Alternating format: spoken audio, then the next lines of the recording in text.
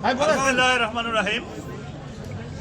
প্রথমেই মহান রাব্বুল আলামিনের শুকরিয়া আদায় করছি, যিনি আমাকে এইভাবে এই পরিবেশে এসে মনোনয়ন দাখিল করার জন্য সুস্থ শরীরে আমি সেই মহান রাব্বুল আলামিনের শুকরিয়া আদায় করি। আলহামদুলিল্লাহ। তারপরে আমি আমার নেত্রী, দেশনেত্রী বেগম খালেদা জিয়ার রোগমুক্ত কামনা করছি। আমরা আজকে এইখানে এই পরিবেশে, আনন্দঘন পরিবেশে মনোনয়ন জমা দিতে এসেছি, কিন্তু মনের মধ্যে একটি কষ্ট রয়ে গেছে। আমাদের নেত্রী, আমাদের মা দেশনেত্রী বেগম খালেদা জিয়ার অসুস্থতার কারণে আমরা সবাই ওনার জন্য দোয়া করি। তারপরে কৃতজ্ঞতা জানাচ্ছি আমাদের প্রিয় নেতা জনাব তারেক রহমান সাহেব, যিনি আমাকে এই দিনাজপুর ২ বিরল আসনে ধানের শীষের প্রতীক দিয়ে ভোট করার সুযোগ করে দিয়েছেন এবং আমাকে যোগ্য মনে করে প্রার্থিতা ঘোষণা করেছেন। আমি তার প্রতি কৃতজ্ঞতা ধন্যবাদ জানাচ্ছি। সেই সাথে ধন্যবাদ জানাচ্ছি যে সমস্ত ভাইয়েরা বিগত দিনে এই ভোটের আন্দোলন করতে গিয়ে, জনগণের অধিকারের আন্দোলন করতে গিয়ে ফ্যাসিস্টের বিরুদ্ধে লড়াই যুদ্ধ করেছেন।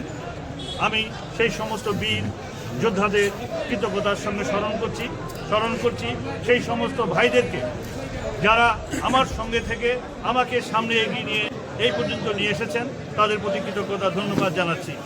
এবং সেই সাথে আমি মহান রাব্বুল আলামিনের কাছে দোয়া করছি, আমরা যেন আমাদের যে উদ্দেশ্য লক্ষ্য রয়েছে, আমাদের প্রিয় নেতা জনাব তারেক রহমান সাহেব যে ৩১ দফা বাস্তবায়নের লক্ষ্যে আমাদেরকে যে একটি ফর্মুলা দিয়েছেন, সেটা বাস্তবায়ন করার জন্য আমি সকলের প্রতি, আমাদের দলের সব ভেদাভেদ ভুলে গিয়ে সকলকে ঐক্যবদ্ধ হয়ে আমরা যেন কাজ করতে পারি, সেই লক্ষ্য যেন অর্জন করতে পারি।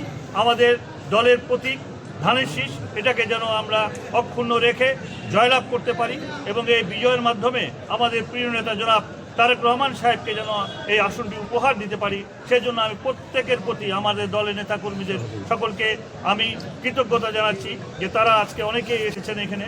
আমি চাই সকলের ঐক্যবদ্ধ এবং সকলকে নিয়ে, সহযোগিতা নিয়ে আমরা যেন আমাদের লক্ষ্য অর্জন করতে পারি।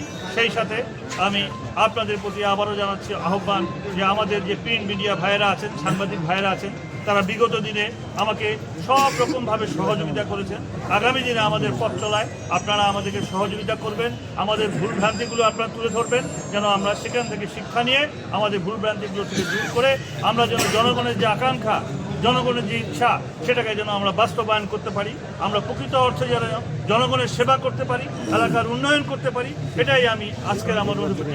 এবং সকলকে আমি অনুরোধ করব যে আমাদের যে নির্বাচনী আচরণ রয়েছে, সেটাকে যেন আমরা মেনে চলি। এটা আমি সকলকে উদাত্ত আহ্বান জানাচ্ছি। সকলকে ধন্যবাদ। আসসালামু আলাইকুম।